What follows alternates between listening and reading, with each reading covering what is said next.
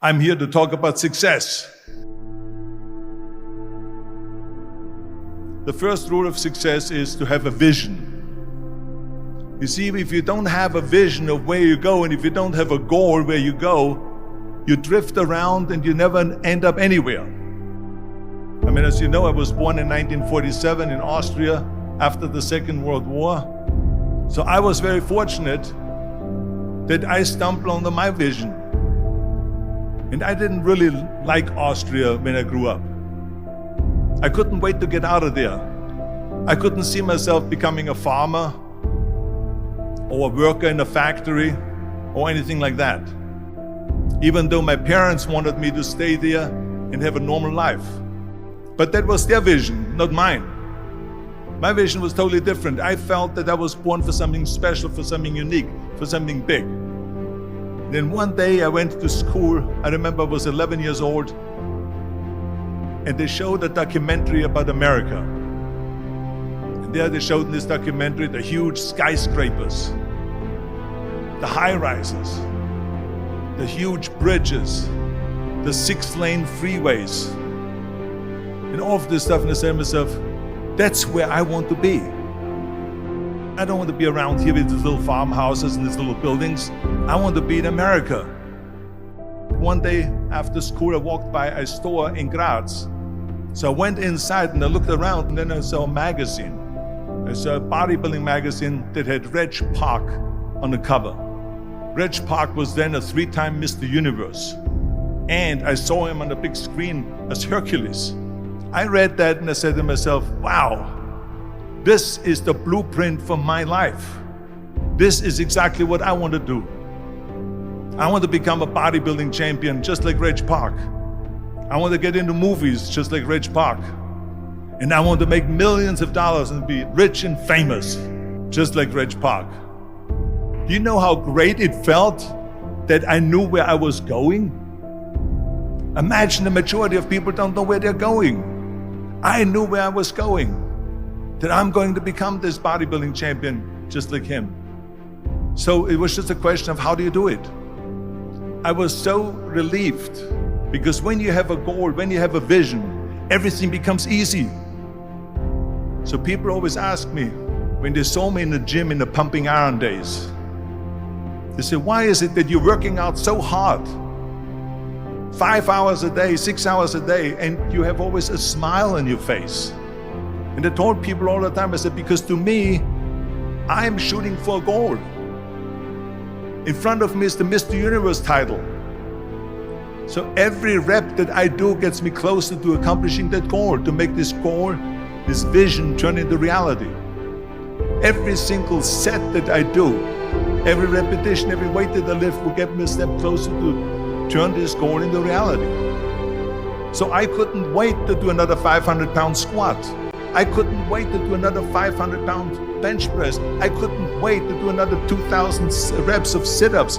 I couldn't wait for the next exercise. At the age of 20, I went to London and I won the Mr. Universe contest as the youngest Mr. Universe ever. And it was because I had a goal. So let me tell you something, visualizing your goal and going after it makes it fun. You got to have a purpose no matter what you do in life. You got to have a purpose. 74% hate their job in America. Now there's not much different when you come to Europe. The majority of people don't like what they're doing, because they're really not doing it because they didn't have a goal and they followed this goal. They just aimlessly drift around, and then all of a sudden there's a job opening, so they get that job because you have to work. But then when you work, it's a chore. It's work. It's not fun.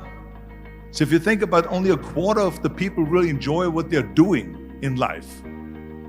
That is unbelievable if you think about it. So I felt so blessed that I knew what I was doing. It's like a medical student that studies and knows he wants to become a doctor. You know where to go. And the same thing is also in politics. I remember that in politics, I had a very clear vision that I will be the leader of California. This is as far as I could go because I was not born in America, so I could not run for president. So being the governor of the fifth largest state, the largest state, the fifth largest economy in the world, was for me really the ultimate title, the ultimate accomplishment in politics. So even though people came up to me and says, why don't you go and run for something smaller, you're never gonna make it. I ran for governor, and then 2 months later I became governor of the state of California. Again, because I had a very clear vision what I'm gonna do with California. So that's rule number one, have a vision. Rule number two is, don't listen to the naysayers. Don't listen to the naysayers.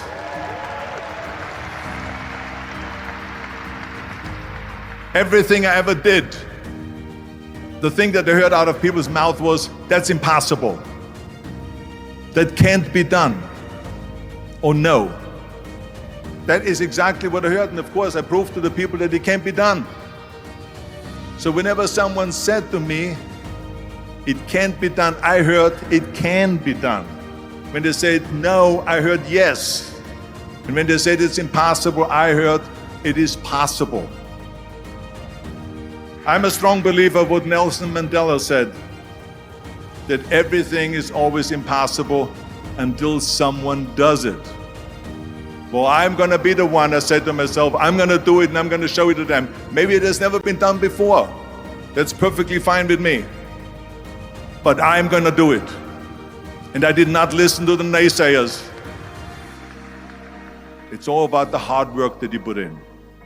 I said to myself, in bodybuilding I worked out 5-6 hours a day. I'm gonna do the same thing now for acting. And of course I went to college to study English. I studied the accent removal, acting classes, and all of this stuff, all day long. I worked and I worked and I worked.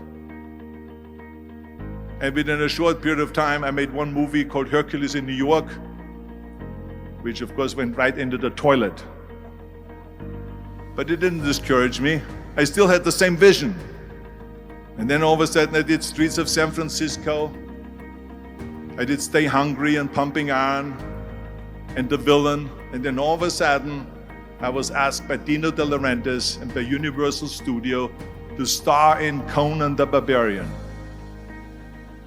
And after I did Conan the Barbarian, the director at the press conference said to the press, the director was John Milius. He said to the press, if we wouldn't have had Arnold, we would have had to build one. So think about that. The very body that they said can never be sold because the time is wrong. A few years later, I'm doing Conan the Barbarian, and it was the #1 hit at the box office when it came out in the summer of '82. Think about that. And the director says, if we wouldn't have had his body, we would have had to build one. So all of a sudden, my body became an asset, not a liability. And the same thing was with Terminator. After we were finished filming Terminator, Jim Cameron said to the press, if Arnold wouldn't have had that accent and talked like a machine, I think the movie wouldn't have worked. So think about that. The body and the accent that they attacked was an asset. But I didn't listen to those losers. I didn't listen to them at all. It's just the reality of it is that you cannot listen to the naysayers. So this is a very important lesson for all of you. So when someone says, no, this is a stupid idea, you in your mind, you don't have to say it, but in your mind just say to yourself, you asshole. What do you know?